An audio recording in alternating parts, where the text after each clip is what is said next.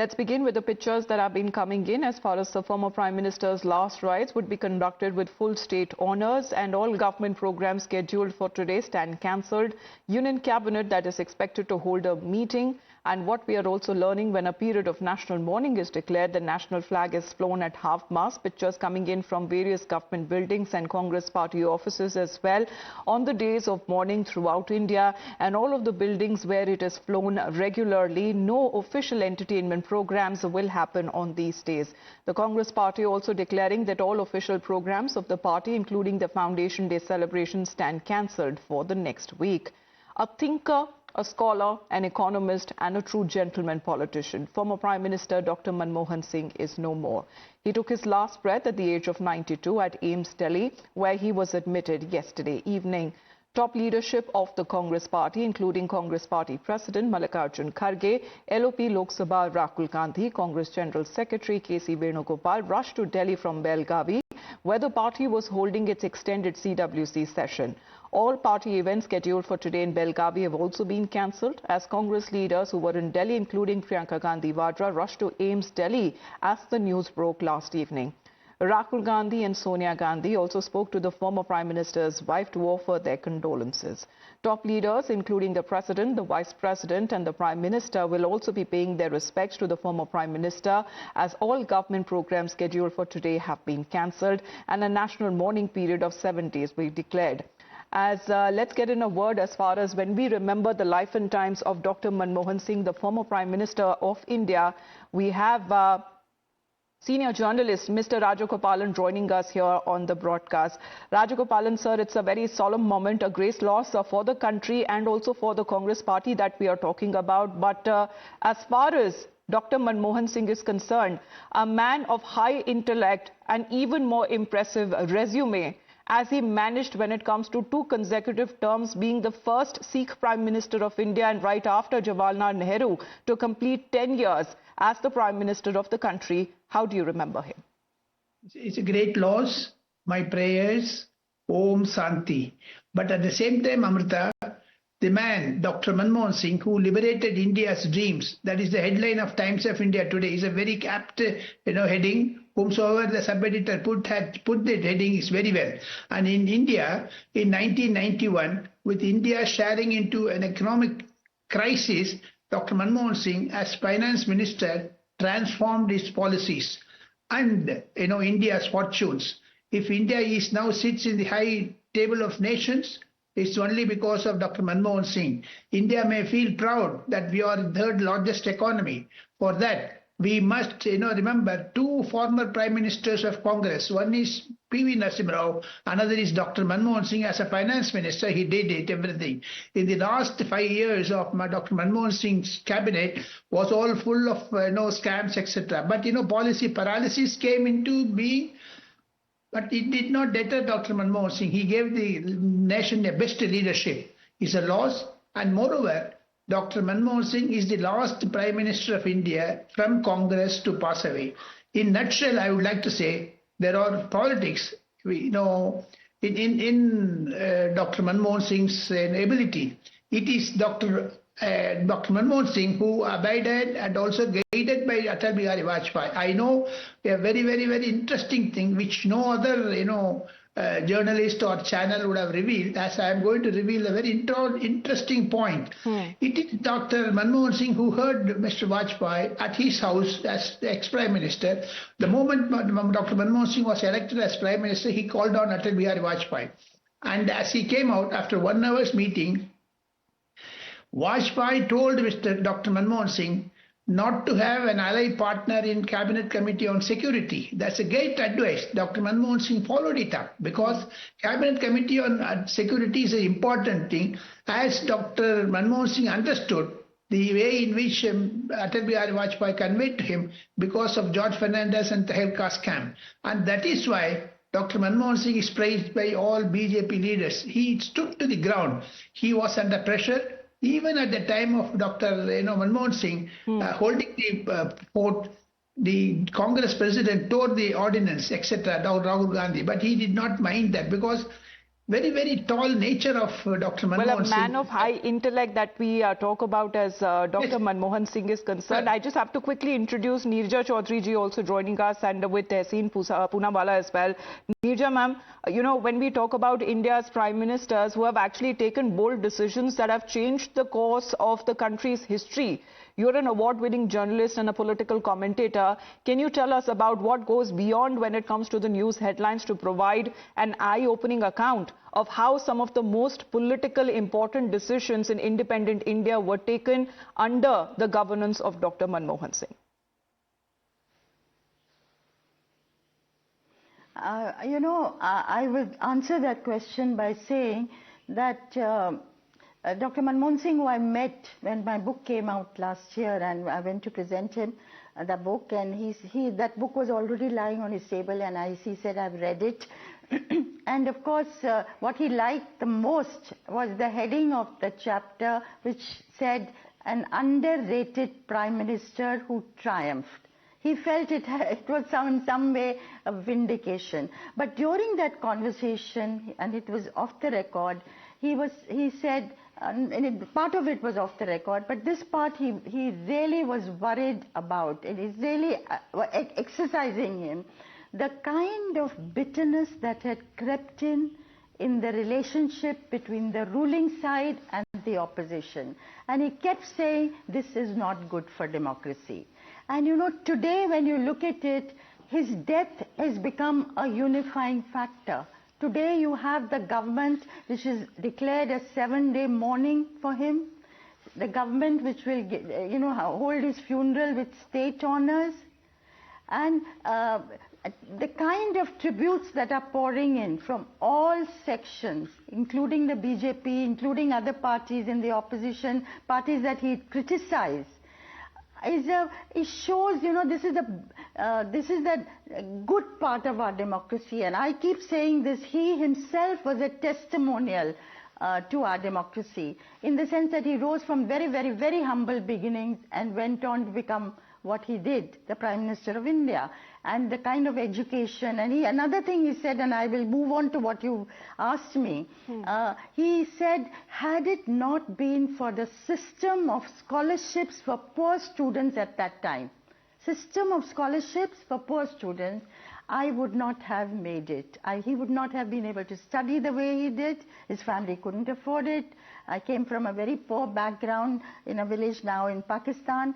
So this again is a tribute to our democracy. I would say the two things, of course, he is known for as an economic reformer. And P.V. Narasimha Rao, when he became Prime Minister in 1991, and there was a huge balance of payment crisis, so he got Manmohan Singh to become his finance minister. He asked him to become finance minister, and they rolled out the economic reforms.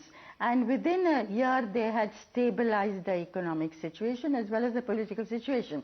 And later on, of course, Dr. Manmohan Singh became known as the father and the author of economic liberalization in the country.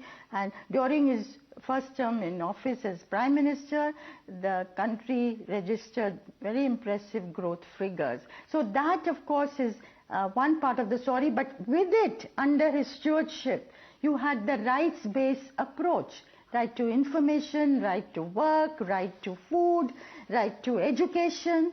So that the two balanced, and that is one of the reasons why they came back, the Congress party came back to power in 2009. The second part of the story, which is very interesting about Dr. Manmohan Singh, is that he doggedly pursued the Indo-US nuclear deal.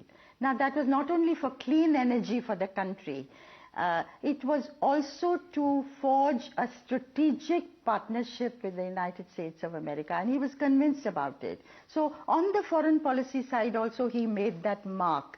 But he was called, you know, he was called a political novice. He doesn't understand politics. They used to say he's an economist among politicians and a politician among economists. But in the way he got this deal through, because the left party is supporting the UPA government were threatening that they would withdraw support to the government if the government went ahead with it. And they did withdraw support, but he lined up on his own alternative numbers. We got the Samajwadi Party on board. Samajwadi Party was initially opposed to the deal, and so the government did not fall and the deal went through. So there was that steely side of him, that political, what I call the killer instinct in him also. Well, soft-spoken, but having that political killer instinct that Ms. Chaudhary is talking about, also highlighting what she said that she had in one of her conversations with the former Prime Minister, saying that it was clear that what worried him the most was the enormous bitterness that had crept in the relations between the ruling side and the opposition, which he felt was not good for democracy.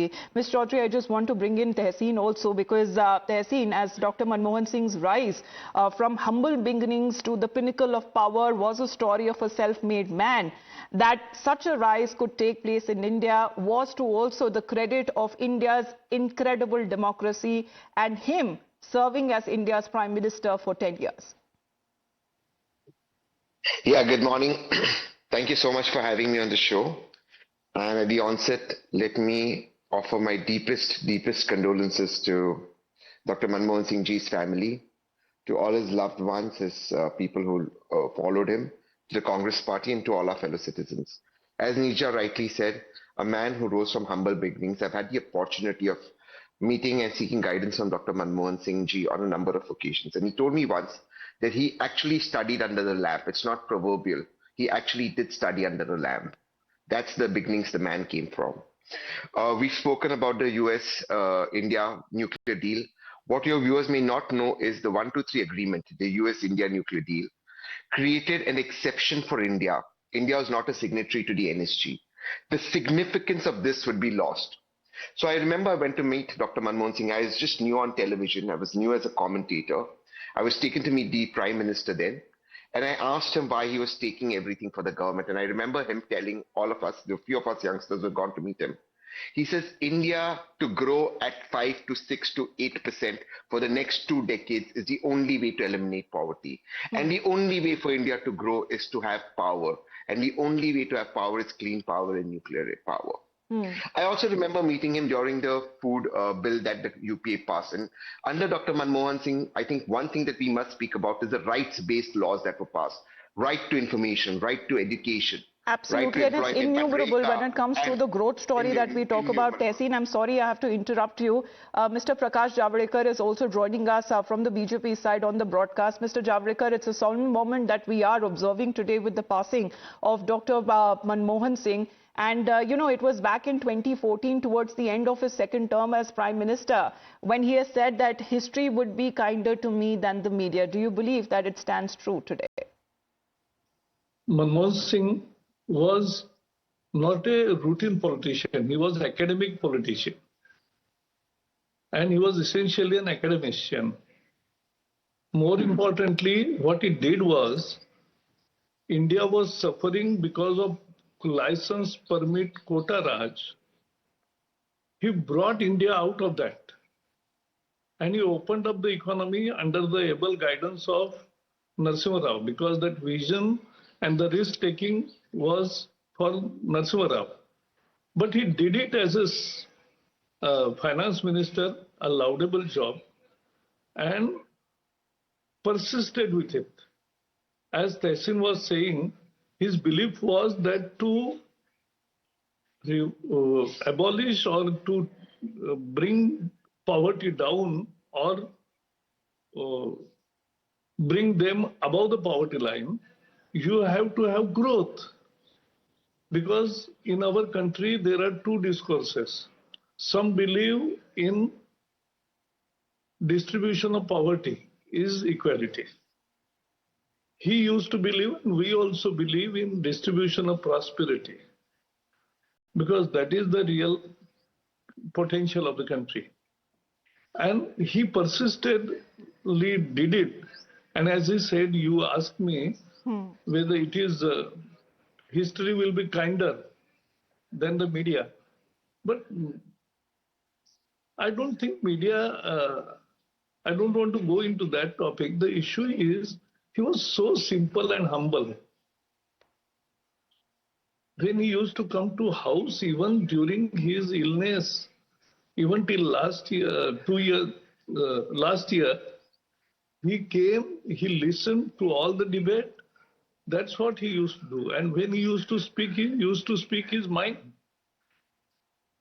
So he was a different kind of politician or prime minister who was not politician in the regular parlance. But Mr. Javadekar, we also, as we continue, when it comes to focusing the life and times of Dr. Manmohan Singh, and all of us that we have been remembering, and all of our guests also joining us, where we talk about when it comes to his key initiatives that has been taking place during the last 10 years as he served as India Prime Minister, and also being included when it comes to the very welfare government schemes, contributions to the US-India agreement. We also talk about his contribution to diplomatic relations, and of course when it comes to the man with a highly impressive resume that today is being remembered for his contribution from what happened back in 1991. We just